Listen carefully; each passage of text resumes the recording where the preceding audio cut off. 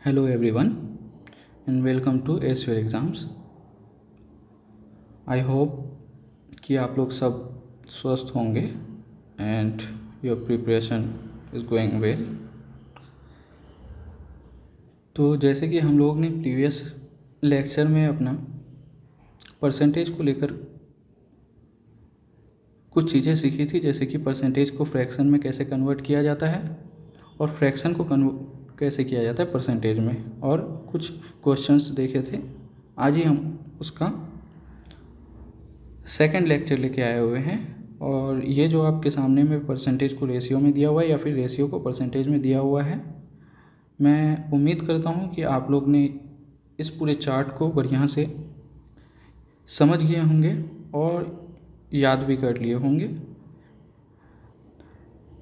मैं तो कहूँगा कि ये चार्ट आपके दिमाग में इस तरह फिक्स हो जाना चाहिए कि कहीं भी अगर इस टाइप के फ्रैक्शंस आप देखें तो तुरंत आपके माइंड में उसका परसेंटेज वैल्यू क्लिक करना चाहिए, या तो परसेंटेज को देखें तो फ्रैक्शन वैल्यू क्लिक करना चाहिए। तभी आप एक आपको दिए गए टाइम पे आप क्वेश्चंस यानी एग्ज़ाम में उससे पहले आप सॉल्व कर सकते हैं, क्योंकि आप लोग जानते हैं कॉम्पिटिटिव दौर में टाइम बहुत ज़्यादा इम्पोर्टेंट रखता है आपके लिए। तो इसीलिए टाइम पे क्वेश्चन को सॉल्व करने के लिए और किसी से कैसे आगे बढ़ना है उससे बेटर बनने के लिए आपको ये चार्ट पूरा तरीक़ा से याद हो जाना चाहिए। और उम्मीद करता हूँ कि आप लोग ने ये चार्ट को याद कर लिया होगा। तो चलिए आज हम कुछ न्यू क्वेश्चंस के साथ में आए हैं। जो अगर नए आए हैं तो इस चार्ट को मैं आप लोग को बोलूँगा कि इस चार्ट को बढ़िया से आप लोग रट लें। और एक बार और बता देता हूँ, जैसे कि मैंने बताया था कि परसेंटेज के टर्म्स में अगर आपको कुछ दिया हुआ है, ओके, उसको अगर आपको फ्रैक्शन में कन्वर्ट करना है तो सिंपली आपको क्या करना है, मल्टीप्लाई बाई 100 करना है, आपका फ्रैक्शन में आ जाएगा। ओके, जैसे हम लोग ने ज़्यादातर सुना होगा कि 50-50 कर दो, it means 50% 50%। What does it mean 50-50 कर दो? हम लोग ज़्यादातर जानते हैं कि आधा आधा कर दो। तो कैसे आता है ये आधा आधा? सिंपली क्या करते हैं हम, इससे डिवाइड बाई 100 जो कि 1/2 फ्रैक्शन के टर्म्स पे आ जाते हैं। इसी प्रकार आपको अगर कुछ चीज़ दिया हुआ है उसको 3 जगह में डिवाइड करना है, यानी एक को 3 जगह में डिवाइड करना है, यानी कितना आ जाएगा, इसको अगर मल्टीप्लाई बाई 100 करेंगे तो 33.33। इसी प्रकार से यानी फ्रैक्शन से परसेंटेज में चेंज किया जाता है और ये आपको परसेंटेज से फ्रैक्शन में चेंज किया जाता है। तो आइए कुछ क्वेश्चंस लेके आए हैं, उसको देखेंगे हम लोग और कैसे उसको सॉल्व करते हैं एक एग्ज़ाम पॉइंट्स ऑफ व्यू से, और शॉर्ट ट्रिक्स भी उसके देखेंगे हम लोग। जैसे ये क्वेश्चंस है आपके सामने में, ये आपको MTS 2022 में पूछा गया है। आपको यहाँ पे A और B का कुछ वैल्यू दिया हुआ है और आपको पूछा है जो B is approximately what percentage more than A।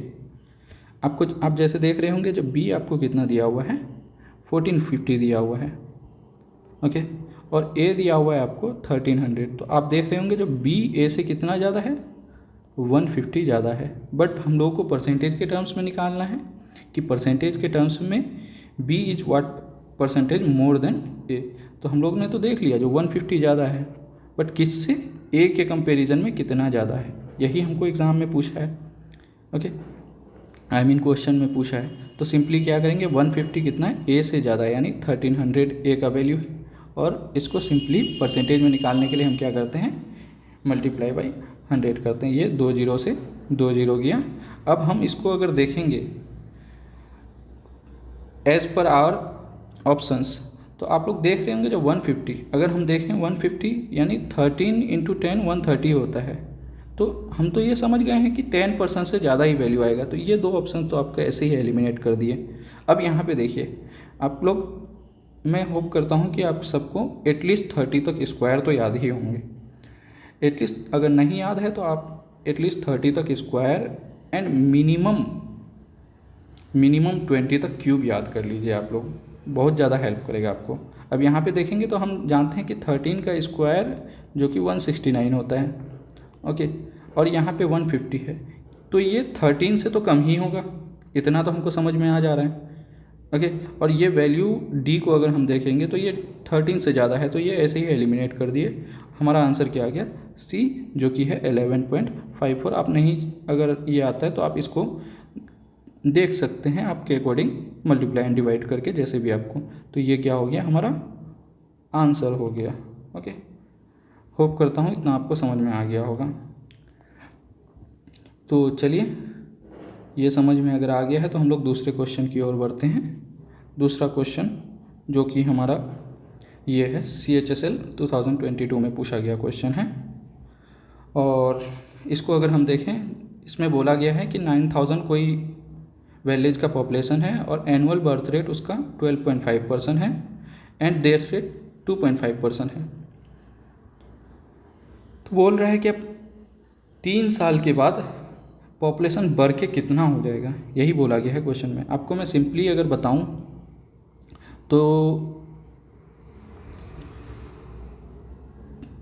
मैंने मान लिया कोई ईयर्स किसी विलेज का पॉपुलेशन 100 है। ओके, अब बोल रहा है इस पॉपुलेशन का 12.5% तो बर्थ रेट है, आई मीन इतने लोग जन्म लेते हैं, और 2.5% इसी का क्या हो रहा है? ये डेथ हो रहे हैं। ओके, होप समझ रहे हैं आप? ये बर्थ हो रहा है और ये आपका डेथ हो जा रहा है। तो आप अगर देखेंगे तो ये क्या हो रहा है? मेरा प्लस हो रहा है, ये माइनस हो रहा है। आई मीन इतने लोग जन्म ले रहे हैं, आई मीन ये इंक्रीज़ हो रहा है, बट ये क्या हो रहा है? डिक्रीज़ हो रहा है। बट किसी का, किसका बेस तो यही है, इसी का ही। तो अगर हम देखेंगे जो प्लस 12.5 माइनस 2.5, तो नेट मेरा कितना आ जाएगा? 10%। यानी 10% से मेरा क्या हो रहा है? पॉपुलेशन इंक्रीज़ हो रहा है। तो सिंपली क्या करना है? 9000 आपको लेना है और 10% से मेरे को कितना 3 साल में इंक्रीज़ करना है? 11/10 यानी अगर 10 है तो उससे 11 हो रहा है। आपको समझा दिया हूँ जो कैसे आता है। जैसे 10% को मुझे फ्रैक्शन में कन्वर्ट करना है, क्या करेंगे? Simply divide by 100। ये कितना आ गया? बराबर 1/10। यानी 10 अगर था तो ये +1 हो रहा है अगर बढ़ रहा है। अगर इसी में बोलता जो घट रहा है तो 9/10 हो जाता।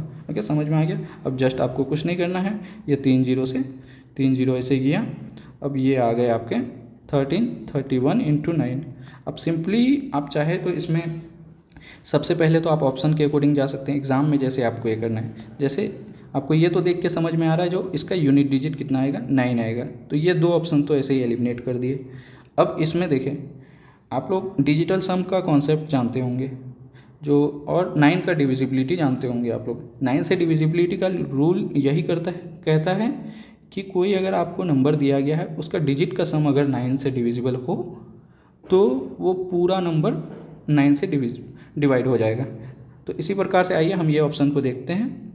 ये ऑप्शंस को अगर देखेंगे तो 1 1 2 और 9 11 और 7 18 और 9 27, जो कि 9 का डिविजिबिलिटी में आता है। और इसको अगर देखेंगे 9 1 10 10 और 5 15 और 9 24, जो कि 9 से नहीं करता है। तो इससे मुझे समझ में आ गया जो ये ऑप्शन तो नहीं होगा, तो मेरा आंसर क्या होगा? यही वाला हो जाएगा। आप चाहे तो इसको मल्टीप्लाई करके भी देख सकते हैं, 11 9 7 9। ओके, ये आपका आंसर हो जाएगा।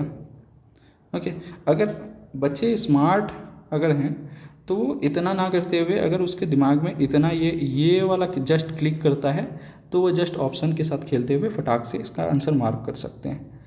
ओके, तो आप लोगों को एग्ज़ाम में स्मार्ट अप्रोच लेना है। ओके, हार्ड वर्क तो सब कोई करते हैं, बट स्मार्ट वर्क जो करता है वही एग्ज़ाम क्रैक करता है। तो ये चीज़ आपको दिमाग में रखना है। ठीक है, तो आइए नेक्स्ट क्वेश्चन की ओर बढ़ते हैं हम लोग। ये आपका रहा नेक्स्ट क्वेश्चन। अब ये CHSL में ही पूछा गया है 2022 में। इस क्वेश्चन में आपका बोल रहा है कि कोई आर्टिकल है, ओके, उसके प्राइस को ये बोल रहा है जो कोई एक ईयर में 25% से उसके प्राइस को कट डाउन कर दिया जाता है। बोल रहे हैं कि उसके ओरिजिनल प्राइस में रिस्टोर करने के लिए उसको कितने से बढ़ाया जाना चाहिए, यही है। तो आइए इसका सॉल्यूशन हम देखते हैं। ओके,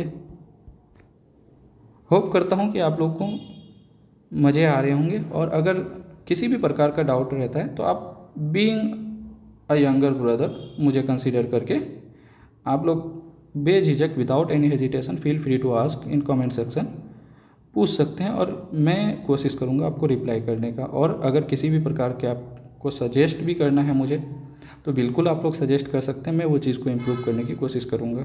ओके, तो यहाँ पे बोल रहा है अगर जैसे 25% देखा तो मेरे माइंड में सीधा क्लिक करना चाहिए जो अगर कोई चीज़ 4 का रहा होगा तो 25% अगर उसमें कट डाउन किया जा रहा है तो वो उसका फाइनल वैल्यू क्या हो जाएगा, 3 हो जाएगा। आपको बता भी चुका हूँ, जैसे 25% को मैं क्या लिख रहा हूँ, 25% को डिवाइड बाई 100 किया तो ये 1/4 होता है। ये तो आपको सबको मालूम होगा। तो यही बोल रहा है जो कोई आर्टिकल 4 का था वो 3 का हो जा रहा है, तो अब मुझे उसको रीस्टोर करना है 4 पे, तो मुझे कितने से बढ़ाया जाना चाहिए। तो आप देख रहे होंगे जो 3 से 4 पे मुझे जाने के लिए क्या +1 चाहिए, कितने से बढ़ाना चाहिए, तो 3 पे बढ़ाना चाहिए। ओके, इंटू 100, तो ये सिंपली मेरा क्या आ गया 33.33%। यानी मुझे कितना से बढ़ाया जाना चाहिए, यानी अगर मैं किसी आर्टिकल को 25 से माइनस कर रहा हूँ फिर उसके ओरिजिनल वैल्यू में मुझे जाना है तो 33.33% से मुझे क्या करना पड़ेगा, वो आर्टिकल को बढ़ाना पड़ेगा। ओके, होप करता हूँ समझ में आ रहा होगा आपको। अगर नहीं आ रहा होगा तो आप बेझिझक पूछ सकते हैं, मैं बिल्कुल दोबारा आपको कमेंट सेक्शन में आपको रिप्लाई ज़रूर करूँगा। ओके, ठीक है, तो आइए नेक्स्ट क्वेश्चन की ओर बढ़ते हैं। तो ये रहा आपका नेक्स्ट क्वेश्चन जो कि CGL 2022 में पूछा गया क्वेश्चन है। अब देखिए, एग्ज़ाम में आपको टाइम सेव करने के लिए स्मार्ट अप्रोच लेना बहुत ज़रूरी है। ओके, तो ये क्वेश्चन आपको पढ़ते ही, कुछ लोग ऐसे स्मार्ट होते हैं तो क्वेश्चन पढ़ते ही उसके माइंड में क्लिक कर जाता है चीज़ें, और कुछ लोग ऐसे होते हैं जो उसी क्वेश्चन को फालतू में पेन पेपर लेके मतलब उसका सॉल्यूशन ढूंढते रहते हैं। तो आपको सीधा स्मार्ट अप्रोच लेना है। जैसे क्वेश्चन पढ़ते ही आपको कुछ चीज़ें तो समझ में आ जाना चाहिए, जो जैसे यहाँ पे 3 बुक्स दिए हुए हैं कोई यूनिवर्सिटी का, मैथमेटिक्स, फिजिक्स एंड केमिस्ट्री, जो कि एक लाइब्रेरी में 8:5:9 में है। ओके, तो मुझे ये चीज़ तो देखते हुए समझ में आ जाना चाहिए यहाँ क्वेश्चन पढ़ते हुए कि सब इंक्रीज हो रहा है कितना, 10%, 5%, 5%। आप एक चीज़ आप ध्यान अगर देंगे, कोई बच्चा डायरेक्ट कैसे ये क्वेश्चन को डायरेक्ट आंसर करके निकल लेता है बस 2-4 सेकेंड में ही, क्योंकि यहाँ पे आप देखेंगे जो दोनों जो है ये लास्ट वाला 5%, रेशियो में आप लोग को इतना मालूम होगा कि रेशियो में किसी सेम नंबर से अगर आप मल्टीप्लाई कर रहे हैं, डिवाइड कर रहे हैं, रेशियो में कोई फ़र्क नहीं पड़ने वाला है। यानी ये 8 है, इसको अगर मैं 100 से मल्टीप्लाई भी करता हूँ, 500, 900, तो ये सेम ही रहने वाला है, क्योंकि 2 से कट के तो फिर वही आने वाला है 8:5:9। तो ये सब चीज़ें आपको छोटी छोटी चीज़ें मालूम होना चाहिए। तो मैं ये आपसे कहना चाह रहा हूँ कि यहाँ 5% से बढ़ रहा है, यानी ये दोनों नंबर जो है लास्ट वाले ये 5%, यानी सेम नंबर से बढ़ रहे हैं। तो सेम अगर बढ़ रहे हैं तो आपको ये चीज़ तो देख के समझ में आ जाना चाहिए ये दोनों का रेशियो क्या होने वाला है, चेंज नहीं होने वाला है। यानी ये 5:9 है तो ये 5:9 ही रहेंगे। मैं भी इसको अभी नेगलेक्ट कर रहा हूँ, सिर्फ ऑप्शन आपको एग्ज़ाम पॉइंट ऑफ व्यू से बताने के लिए जो ऑप्शन कैसे क्लिक किया जाता है।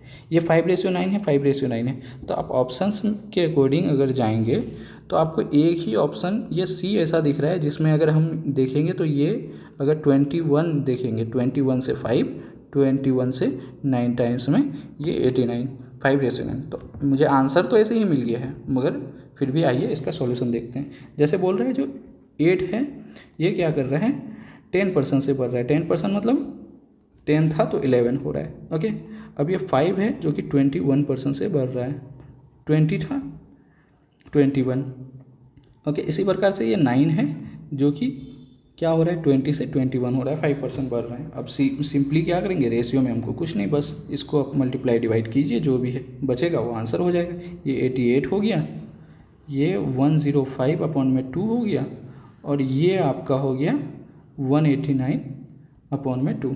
तो इसको सिंपल रेशियो में ये करने के लिए डिनोमिनेटर में तो कुछ नहीं रहना चाहिए, तो हम क्या करेंगे, डिनोमिनेटर को हटाने के लिए सभी में क्या करेंगे, 2 से मल्टीप्लाई कर देंगे। इसको भी 2 से मल्टीप्लाई करेंगे, इसको भी 2 से मल्टीप्लाई करेंगे, इसको भी 2 से, क्योंकि 2 से मल्टीप्लाई करेंगे तो ये 2 हट जाएगा।